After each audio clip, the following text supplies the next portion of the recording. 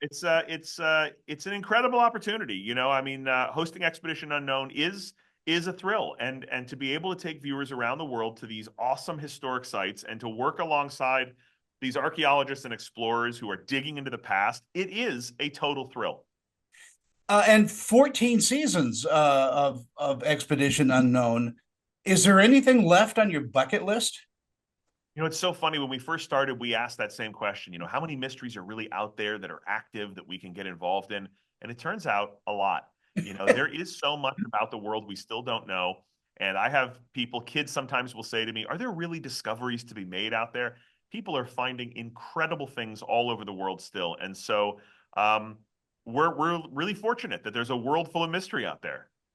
Yeah, and it seems to be the more you uncover, the more you want to know about stuff. And your show really presents that in such a fun way. I mean, I go back to television shows like Mr. Wizard and Science, and Sure.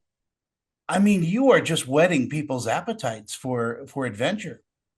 Well, you know what it is? It's people love a mystery. We all love a mystery. We all love a puzzle. Our brains are kind of wired to want to understand the unknown. And we all, I think, yearn for adventure. We all want to get away from our screens and have an adventure. And so the great thing about Expedition Unknown is, you get to go to these places where there are these real life puzzles. Our season premiere is going to be at the famous city of Petra in Jordan.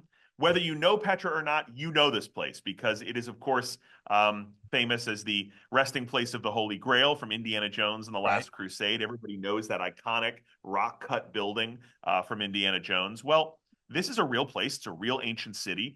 And that building, for as famous as it is, there's a lot we don't know about it. We don't really know when it was carved. We don't really know the individual who made it. And we don't really even know what it was for. Was it a tomb? Was it a repository for riches? Was it a temple? So how amazing is that? This hugely famous building, and we don't know anything about it. And that is a cool puzzle. That's a great starting place for an adventure.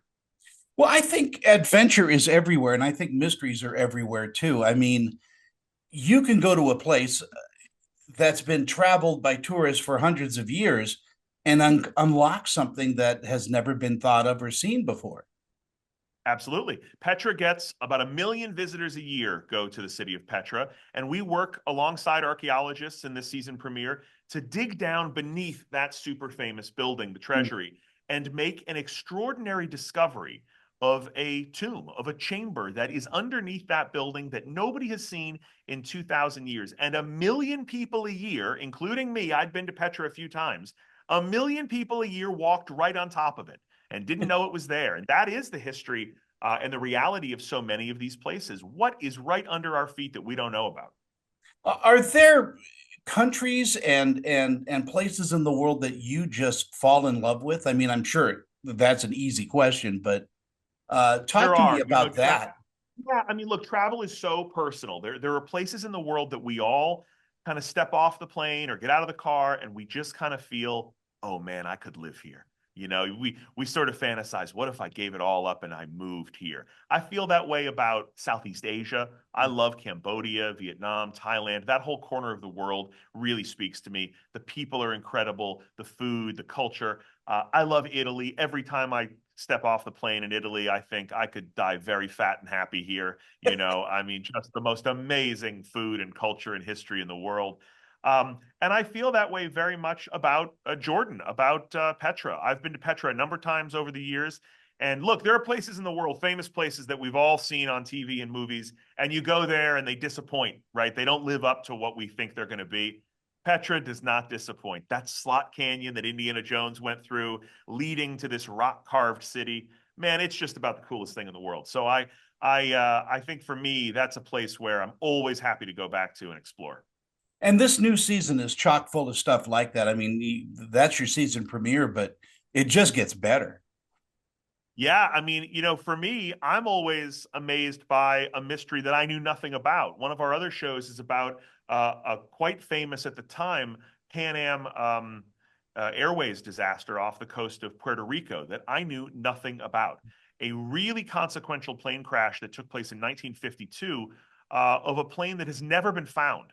And it was a tragedy because a lot of people survived this water landing but couldn't make it out of the plane, or couldn't swim. And that accident led to the safety briefing and the life preservers and all the things that we have today when we get on a plane. Every time you sit through that safety briefing, you're sitting through it because of this event that happened in 1952.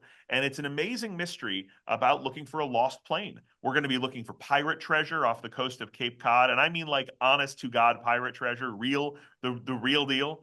We're going to be looking for America's first train robbers, an awesome story out of the Midwest, and looking for, of all things, the bones of St. Nicholas. You know, the Christian saint who would in time be conflated with the story of Santa Claus. His bones were stolen in antiquity. An awesome mystery. So we're going to be going all over the world this season.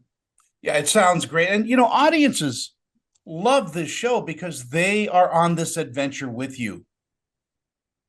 That's the idea, right? We know that adventure can be glossy and beautiful and majestic shots of ruins, but it's also a lot of bumpy roads, some dodgy food, flat tires, all that stuff. And we've always taken the approach on Expedition Unknown of trying to invite the viewer to ride shotgun with us on the adventure. And so a big part of what I think makes the show work is that you really are there and really seeing how things unfold in real time.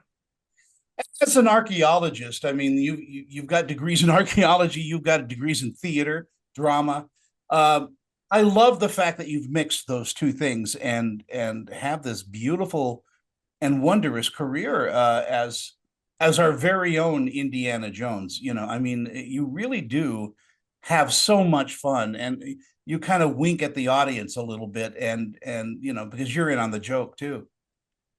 Yeah, I mean, look, I think that one of the things that people sometimes forget about those Indiana Jones movies is that they're really funny. And there is a real sense of humanity about him. He's not James Bond. He kind of misses every ledge, right? And that's a big part of the fun of being in those movies with Indy is you as a viewer are on what feels like a real kind of adventure. And so we try to bring that energy to Expedition Unknown.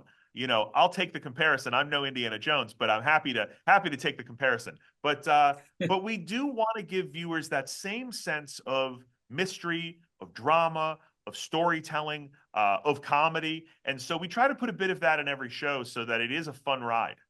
I want to go on one of these with you someday and do a little exploring with you. You got it, man. The pay is terrible. The food is worse. When can you leave? Anytime. All right. Sounds good. Thank you so much for your time today. And Expedition Unknown is just incredible. Thank you. Thank you. All the best. Bye-bye.